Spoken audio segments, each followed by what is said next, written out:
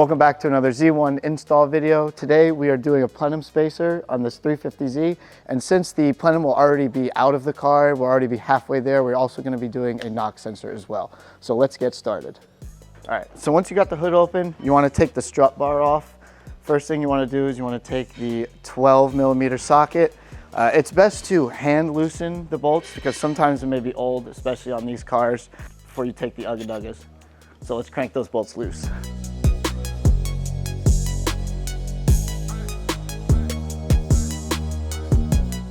Once you get the bolts out, remove the strut bar from the engine. All right, so once you get the strut tower brace out of the engine bay, it is time to get into the 18 10mm bolts holding the plenum onto the head. Refer to the diagram to properly remove those 10mm bolts, but without further ado, let's get cracking.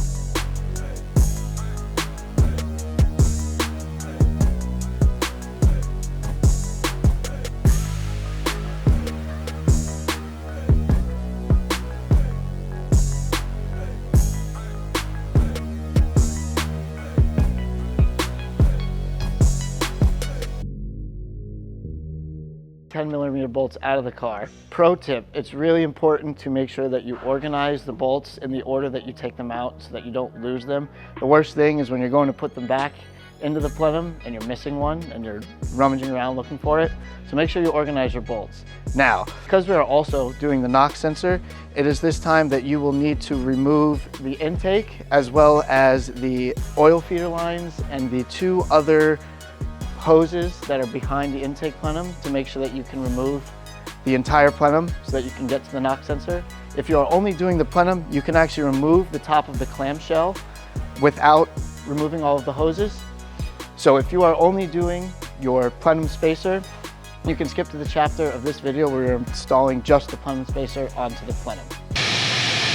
Welcome to where the fun begins. Now we're going to go ahead and move the air intake, which requires to remove the mass airflow sensor, as well as these two hoses from the throttle body, as well as these hoses that go behind the throttle body, as well as to the top of the clamshell of the intake plenum.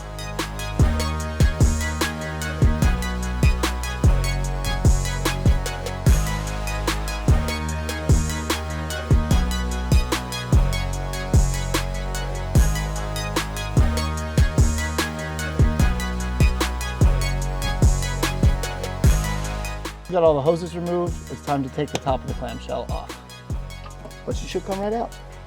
So once you get the top of the plenum off, you got 6 more bolts in here, as well as these two, this bolt in the front and a bolt in the back to take the rest of the plenum off. They're all 10 mils.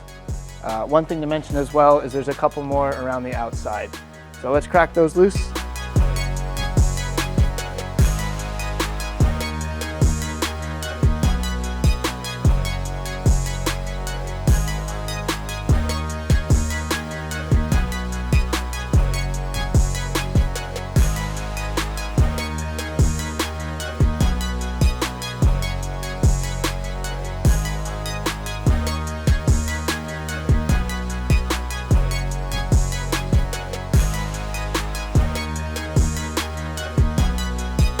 One other thing to mention, if you have a catch can installed in your car, there's one oil feeder hose that goes into the bottom of the plenum, so you want to make sure you take that hose clamp off as well.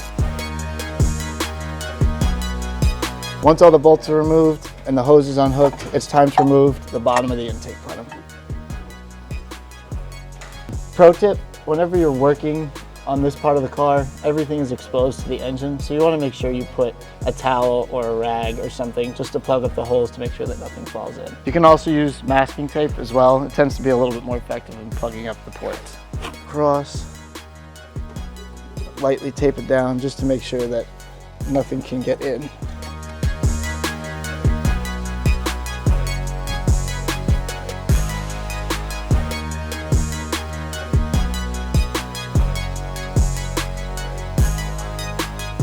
So once you get the plenum off of the motor, you still got to do a little more digging to get to the knock sensor. You got to take off the fuel rails, which incorporates taking off these clips as well as these 10mm bolts. And then we have to get to the bottom part of the manifold as well.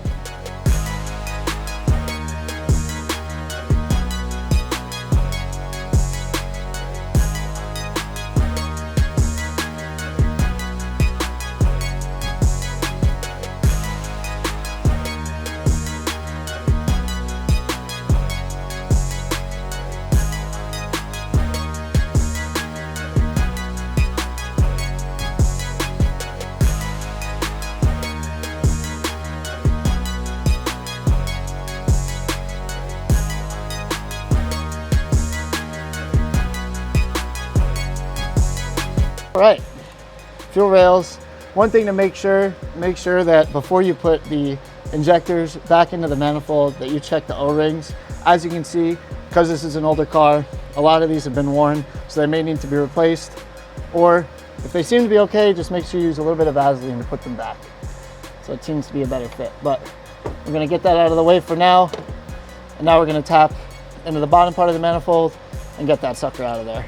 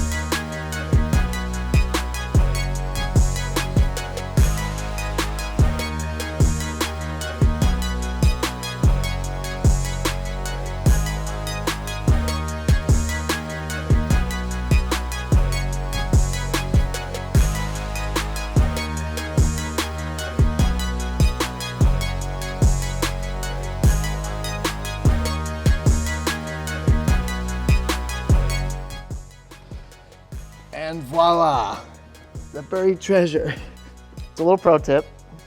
Once you get the bottom part of the manifold off and you tape the ports on the heads, it's best to take a vacuum and maybe get some of the stuff that kind of builds up underneath there. In these older cars, you have no idea what the heck is gonna get there. Take some of this yuckiness. Oh, what the hell, you got leaves? So maybe this is why we need a new knock sensor, because, well, it wasn't in the car. It was in the car, but it wasn't connected to the car. So that's why we're replacing that today.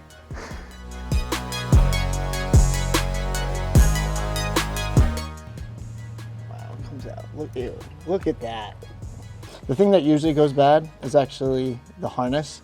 So while you're down here, to prevent yourself from coming back down here, you might as well just remove the harness.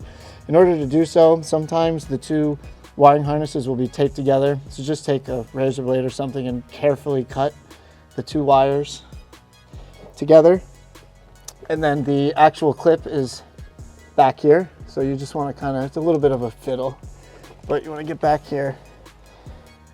Out it goes. So we have the replacement knock sensor and harness. All can be found at Z1Motorsports.com. Find all your OEM replacement needs for the 350Z, among other Nissan and Infinitis. So we're gonna break these open. Hashtag shameless plug. We got the harness. And we got the actual sensor itself. Here as well. Let's do a little comparison. I don't know, what do you think? A little bit better, right? You think so? All right, let's get these in the car. So we're gonna take the knock sensor, plug it into the new harness as well. Make sure that the blue side goes into the knock sensor till you hear the click, and then the light blue goes into the car itself.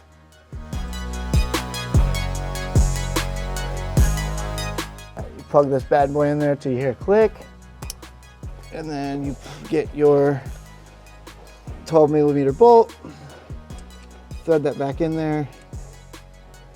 Make sure to refer to your owner's manual or instruction book for the proper torque specs of this bolt, but hand tightening should be okay. Then you should be good to go. Once you've got the knock sensor clipped into the car, bolted down to the original spot, all nice and tight, time to get the bottom part of the manifold back onto the motor, and you've installed your knock sensor. So this is why it's always important to replace your gaskets whenever you take them off, because they could look like this. Who knows how long they've been sitting there.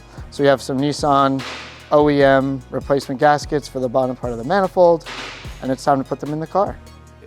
Make sure to put on the new gaskets. Once you got your gaskets on, now it's time to get the manifold back onto the car. Look at that, like a glove. Before you put the injectors back in the car, you want to make sure that you put a little bit of Vaseline on there, just so that it goes in a little bit easier. You know, you don't run into any fitment issues or anything like that. Just put them on the O-rings, should slide right in.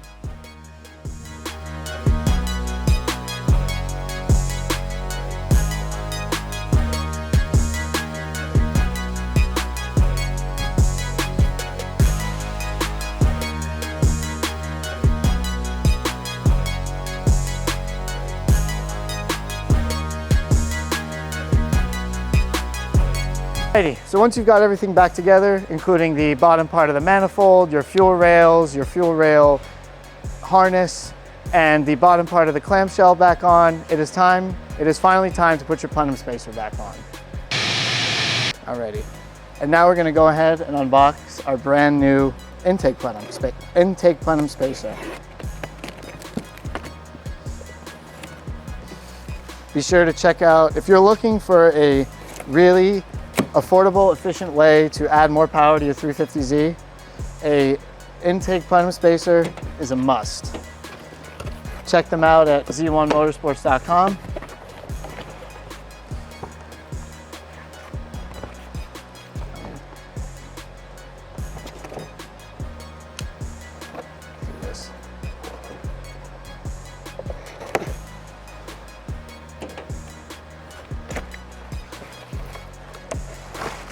Oh, there goes the hardware.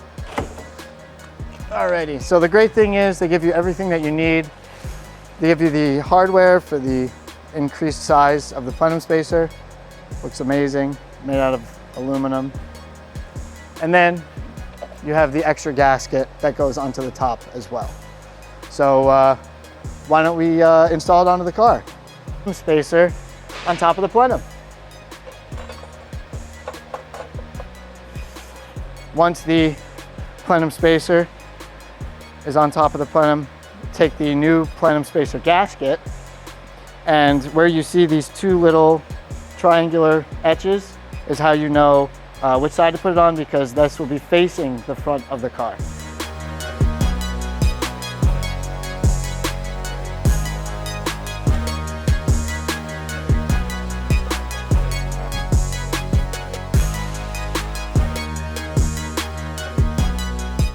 Now it's time to install the supplied Z1 hardware along with the necessary OEM hardware back onto the plenum. Be sure to report to your instruction manual or the graphic, wherever it's going to be in the video, on the proper tightening sequence. It is critical that you do it in the way that the factory intended so that you get even tightening across the plenum. Otherwise, it could create vacuum leaks or it could cause harm to your engine, and you sure don't want that. Make sure you revert back to the instruction manual for proper torque specs.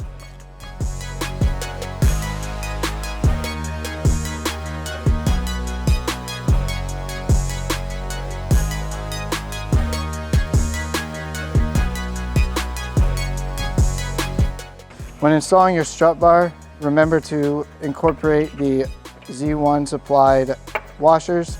These are used as spacers to make sure that you have proper clearance from the plenum and your strut bar. Install your strut bar.